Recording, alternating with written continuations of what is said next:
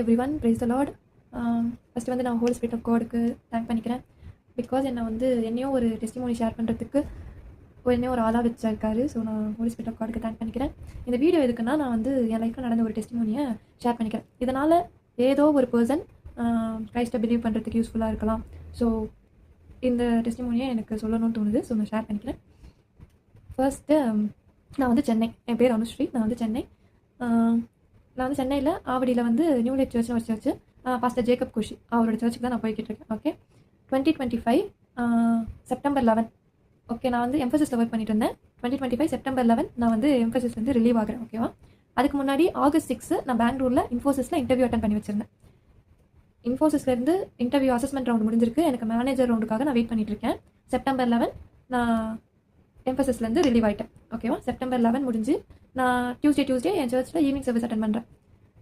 நான் first Tuesday attend பண்ணுறேன். September 11 என்னோட ஜாப் குவிட் பண்ணிவிட்டு நான் வந்து ஃபஸ்ட்டு டியூஸ்டே சர்ச்சுக்கு போகிறேன். அப்போ வந்து ஃபஸ்ட்டு பாஸ்டர் வந்து ஒரு வேர்டு சொன்னார். பாஸ்டர் சொன்ன வேர்டு வந்து எனக்குனே சொன்ன மாதிரி இருந்துச்சு. என்னன்னா, நெக்ஸ்ட் 1 வீக்கில் உனக்கு ஒரு குட் நியூஸ் நடக்கும் அப்படின்னு. என் மைண்டில் ஓடிட்டு இருந்தது இந்த ஒரு வேலை தான். ஸோ நான் அதை வந்து என் டைரியில் எழுதிக்கிட்டேன். நெக்ஸ்ட்டு 1 வீக்கில் நம்மளுக்கு கண்டிப்பாக வந்து கால் வரும், மேனேஜர் ரவுண்ட் கால் வரும் அப்படின்னு என் மைண்டில் இருக்குது. கரெக்டாக நெக்ஸ்ட் டியூஸ்டே எனக்கு மேனேஜர் ரவுண்ட் கால் வந்துச்சு. அந்த காலில் என்ன ஆச்சு அப்படின்னா, அவங்க வந்து நான் வந்து இன்டர்வியூ அட்டன் பண்ணது ஒரு ப்ராசஸ். ப்ரீவியஸ் கம்பெனியில் எனக்கு எக்ஸ்பீரியன்ஸ் இருக்கிறது சேம் ப்ராசஸ். பட் அவங்க என்ன கேட்ட கொஷின்ஸ் எல்லாமே டிஃப்ரெண்ட் ப்ராசஸ். அவங்க எனக்கு கொஷின்ஸ் மேலே கொஷின்ஸ் கேட்டுகிட்டே இருந்தாங்க. நான் எனக்கு தெரிஞ்ச வரைக்கும் ஆன்சர் பண்ணிகிட்டே இருந்தேன். பட் எண்டில் என்னாச்சு, அவங்க வந்து ஒரு ஃபார்முலா கேட்டாங்க என்கிட்ட. ஃபார்முலானா எக்ஸாக்டாக அது என்ன ஃபார்முலா நம்ம சொல்லணும்ல. நான் வந்து I not sure about this ma'am அப்படின்னு நான் வந்து சொல்லிட்டேன். அவங்க வந்து that's all my questions to you அப்படின்னு சொல்லி அந்த காலை வைண்ட் அப் பண்ணிக்கிட்டாங்க. எனக்கு தெரிஞ்சு போச்சு, அவங்க பேசினதுலேயே எனக்கு ஆன்சர் தெரியாது நான் சொல்லிட்டேன். அவங்க வந்து இவ்வளோ தான் என்னோட கொஷின்ஸ்னு சொல்லிட்டு காலை கட் பண்ணிட்டாங்க. ரிஜெக்ட் ஆகிட்டோம் அப்படின்றது எனக்கு தெரிஞ்சிருச்சு. ஆனால் அன்றைக்கி என்னால் ஏற்றுக்கவே முடியல. ஏன்னா நான் இந்த ஒரு கால்க்காக மாதக்கணக்கில் வெயிட் பண்ணிட்டு இருக்கேன். ஆகஸ்ட் 6 இன்டர்வியூ அட்டன் பண்ணி செப்டம்பர் 11 கிட்டத்தட்ட 1 மந்த் கிட்ட நான் இந்த கால்க்காக வெயிட் பண்ணிட்டு இருக்கேன். நான் வந்து ப்ரேயர் பண்ணிவிட்டு ஒரு பைபிள் வேர்டு எடுத்தேன். பைபிள் வேர்டு என்னென்னா, ஹபகுக் 2:3. ஓகே, குறித்த காலத்திற்கு தரிசனம் இன்னும் வைக்கப்பட்டிருக்கிறது, அது தாமதிப்பதில்லை, அது தாமதித்தாலும் அதற்கு காத்திரு, அது நிச்சயமாய் வரும்ன்ற மாதிரி ஒரு பைபிள் வேர்டு எனக்கு கிடைச்சிது. எனக்கு ஒரு பிலீவ் இது கண்டிப்பாக கிடைக்கும் அப்படின்னு எனக்கு அப்போ தோணுச்சு. அன்றைக்கி மறுபடியும் டியூஸ்டே ஈவினிங் சர்வீஸ் போய் அட்டன் பண்ணுறேன். பாஸ்டர் கிட்ட நான் சொன்னேன், இந்த மாதிரி இன்டர்வியூ கால் வந்துச்சு, நான் வந்து சரியாக பெர்ஃபார்ம் பண்ணலை அப்படின்ட்டு நான் சொன்னேன். அவர் வந்து இன்டர்வியூ அட்டன் பண்ணிட்டு வந்து ஏமா இப்படி நெகட்டிவாக பேசுகிறா அப்படின்னு சொல்லிட்டு தலை கை வச்சு ப்ரேயர் பண்ணார். நல்லதே நடக்கும் அப்படின்னு சொல்லிட்டு ஆமாம். நான் சர்ச்சில் இருக்கும்போது எனக்கு இன்ஃபோசிஸில் பெங்களூரில் வேலை கிடைக்கும் அப்படின்னு தோணுது. ஆனால் சர்ச்சை விட்டு வெளியே வந்து நடக்கிறது எல்லாமே இது எப்படி கிடைக்கும், நம்ம தான் சரியாக பெர்ஃபார்ம் பண்ணலையா அப்படின்ற மாதிரியே இருந்துச்சு. டியூஸ்டே முடிஞ்சிச்சா, எனக்கு செகண்ட் கால் வந்து மறுபடியும் தேர்ஸ்டே வந்துச்சு. என் கூட ஒரு 5 பேர் இன்டர்வியூ அட்டன் பண்ணாங்க. அவங்கெல்லாம் ஒரு கால்க்காக இன்னமும் வெயிட் பண்ணுறாங்க. ஸ்டில் அந்த சொல்லியிருந்தால நான் செகண்ட் கால் வந்துச்சுன்னா அப்போ வரைக்கும் அவங்க வெயிட் பண்ணுறாங்க அந்த ஒரு கால் வரணும் அப்படின்னு சொல்லிட்டு. நாங்கள் எங்கள் சைட்லேருந்து நிறைய மெயில்ஸ் அனுப்பணும், எங்கள் சைட்லேருந்து நாங்கள் அவங்கள ரீச் பண்ண நிறைய ட்ரை பண்ணோம். பட் ஹெச்ஆர் சைட்லேருந்து எங்களுக்கு கால் வர்றது ரொம்ப ரேராக இருந்துச்சு. ஒரு கால் வரத்துக்கே அவ்வளோ கஷ்டப்பட்டுருந்தோம். பட் டியூஸ்டே இப்படி நடந்து முடிஞ்சு தேர்ஸ்டே எனக்கு மறுபடியும் வேறு ஒரு மேனேஜர் கிட்டேருந்து கால் வந்துச்சு. அந்த மேனேஜர் வந்து என்கிட்ட நான் ப்ரிப்பேர் பண்ணி வச்சிருந்தேன் கொஷின்ஸ், அதுக்கு ரிலேட்டடாக எதுவுமே கேட்கல. அவர் வந்து சிம்பிளாக உங்கள் ஃபேமிலி பேக்ரவுண்ட் என்ன, தென் வந்து ப்ரீவியஸ் கம்பெனியோட ரோல்ஸ் அண்ட் ரெஸ்பான்சிபிலிட்டிஸ் என்ன, அந்த மாதிரி சிம்பிளாக கொஷின்ஸ் கேட்டு ஓகேன்னு சொல்லிட்டாரு. அவர் என்கிட்ட சொன்னார், இந்த மாதிரி வித்தின் 3 டேஸ்க்குள்ளே உனக்கு மெயில் வரும். நான் கேட்டிருந்தேன் இந்த மாதிரி நெக்ஸ்ட் அப்டேட்ஸ் எப்போ கிடைக்கும் அப்படின்னு. வித்தின் 3 டேஸில் மெயில் வரும் அப்படின்னு சொன்னார். எனக்கு முன்னாடி இன்டர்வியூ அட்டன் பண்ண பசங்களுமே சொல்லியிருந்தாங்க, வித்தின் 3 டேஸ்க்குள்ளே மெயில் வரணும், இன்கேஸ் மெயில் வரலன்னா நம்மளே தெரிஞ்சுக்கணும் நம்ம ரிஜெக்ட் அப்படின்னு சொல்லிட்டு. ஓகேவா? இதுதான் அந்த தருணத்தில் எனக்கு வந்து வித்தின் 3 டேஸ்க்குள்ள நமக்கு மெயில் வந்துடணும். அதுதான் என் மைண்டு ஃபுல்லாக இருக்குது. அன்றைக்கி தேர்ஸ்டே முடிஞ்சு, ஃப்ரைடே முடிஞ்சு, சாட்டர்டே சண்டே முடிஞ்சு, மண்டே டியூஸ்டே, இதுதான் working days 3 days. Friday Monday Tuesday நான் வந்து வெயிட் பண்ணுறேன். மெயில் வரும்னு மெயிலே வரல. அந்த 3 டேஸ் முடிஞ்சு.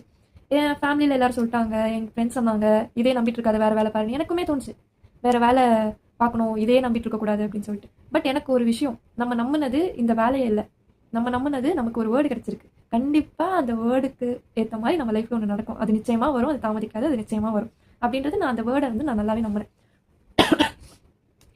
அந்த டியூஸ்டே முடிஞ்சு 3 டேஸ் முடிஞ்சு, அந்த வீக் ஃபுல்லாகவே முடிஞ்சு, ஃப்ரைடே வரைக்கும் முடிஞ்சு, எனக்கு கால் எதுவுமே வரல, மெயில் எதுவுமே வரல. சாட்டர்டே முடிஞ்சு, சண்டே ஈவினிங் சர்வீஸ் அட்டன் பண்ணேன். மார்னிங் சர்வீஸ் அட்டன் பண்ணேன். ஈவினிங் சர்வீஸ் அட்டன் பண்ண சொல்ல நான் சொன்னேன்ல அப்போ ஒரு ஹபகுக் 2:3 எனக்கு ஒரு பைபிள் வேர்டு கிடச்சிதுன்னு. பாஸ்டர் பேசின ஃபர்ஸ்ட் வேர்டே அந்த வேர்டு ஹபகுக் 2:3. அது ஃபுல்லாக பாஸ்டர் பேசினார். அவர் சொல்கிறாரு, இது நிச்சயமாக வரும், நீ வந்து பயப்படாது, இது தாமதிக்காது அப்படின்னு சொல்லிட்டு. அன்றைக்கி சண்டே ஈவினிங் சர்வீஸ் ஃபுல்லாகவே அதில் தான் டாபிக். அப்படியே எனக்காகவே பேசின மாதிரி இருந்துச்சு. நான் அதை ஃபுல்லாக நோட்ஸ் எடுத்துக்கிட்டேன். தென் மறுபடியும் மண்டே நான் அன்றைக்கி நினச்சேன் மண்டே நம்மளுக்கு வந்து கண்டிப்பாக மெயில் வந்துடும் அப்படின்னு நான் நினச்சேன். ஆனால் மண்டே எனக்கு மெயில் வரல. மறுபடியும் டியூஸ்டே வந்து நான் ஈவினிங் சர்வீஸ் அட்டன் பண்ணுறேன். என் மைண்டு ஃபுல்லாக இந்த ஒரு வேலை தான், இந்த ஒரு வேலை கிடைக்கணுன்றது தான் என் மைண்டு ஃபுல்லாக இருக்குது. எப்படியாச்சும் நம்ம வந்து நம்புகிறோம், கண்டிப்பாக நம்மளுக்கு இது நடக்கும். எனக்கு அடிக்கடி வசனம் வச்சு எனக்கு வந்து ஒரு பிலீவ் இருந்துகிட்டே இருக்கும். என் ஜனங்கள் வெட்கப்பட்டு போவதில்லை அப்படின்றது இருக்கும். கண்டிப்பாக நம்மளை அசிங்கப்படுத்துகிற மாதிரி எதுவுமே நடந்துடாது, வேலை கிடச்சிரும்ன்றது என் மைண்டில் நல்லாவே இருந்துச்சு. டியூஸ்டே ஈவினிங் சர்வீஸ் நான் அட்டன் பண்ணுறேன். அன்றைக்கி நான் நினச்சேன் மனசுக்குள்ளே சர்வீஸ் அட்டன் பண்ணிருக்கும் போதே நான் இப்படி நினைக்கிறேன். நான் வந்து ஹிந்து காலேஜ், கொஞ்சம் ஊர் சைடு மாதிரி இருக்கும். நான் வந்து சென்னையிலே எங்கேயாச்சும் வேலைக்கு போனோம் அப்படின்னா சோழிங்கநல்லூர், பெருங்கலத்தூர் அந்த மாதிரி மெயினான ஏரியாஸ்க்கு போகணும். அவ்வளோ லாங் போயிட்டு தனியாக இன்டர்வியூ அட்டன் பண்ணுறதுலாம் எப்படி நம்ம பண்ணுவோமா அப்படின்னு என் மைண்டில் வந்து ஓடிட்டே இருக்குது. இதை நான் நினச்சிட்டே இருக்கேன். ஸ்க்ரீனில் வந்து டிஸ்பிளே ஆகுது, உன் கண் கலங்காது, உன் கால் இடராது அப்படின்னு. எனக்கு செம்ம ஹீலிங்காக இருந்துச்சு. இந்த மாதிரி பைபிள் வச்சு அங்கங்கேருந்து என்னை வந்து ஹீல் பண்ணுற மாதிரி இப்படிலாம் நடந்துகிட்டே இருந்துச்சு. அன்றைக்கி டியூஸ்டே ஈவினிங் வந்து இன்ஃபோசிஸ் எனக்கு கிடைக்குதோ இல்லையோ, எனக்கு தி பெஸ்ட்டு தான் கடவுள் தருவார் அப்படின்னு எனக்கு ஒரு நம்பிக்கை இருந்துச்சு. அன்றைக்கி டியூஸ்டே ஈவினிங் சர்வீஸ் முடிஞ்சு நான் சர்ச்சை விட்டு வெளியே வந்து நெட் ஆன் பண்ணுறேன்.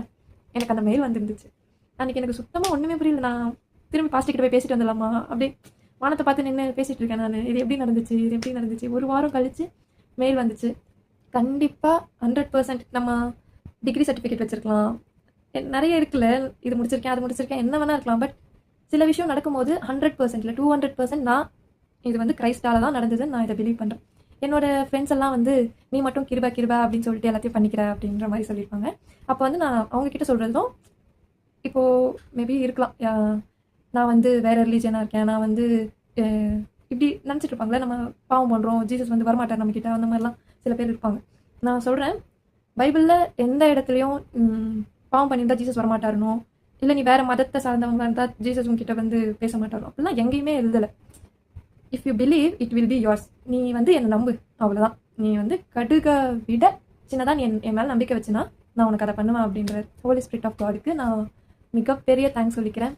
அண்ட் தென் இந்த வீடியோ எனக்கு எடுத்து மேபி யாரோ ஒருத்தர்கிட்ட இது ரீச் ஆனாலும் எனக்கு இதில் ஹாப்பி தான். எனக்கு இந்த ஆப்பர்ச்சுனிட்டி கொடுத்த பாபு சாருக்கு நான் தேங்க்ஸ் சொல்லிக்கிறேன்.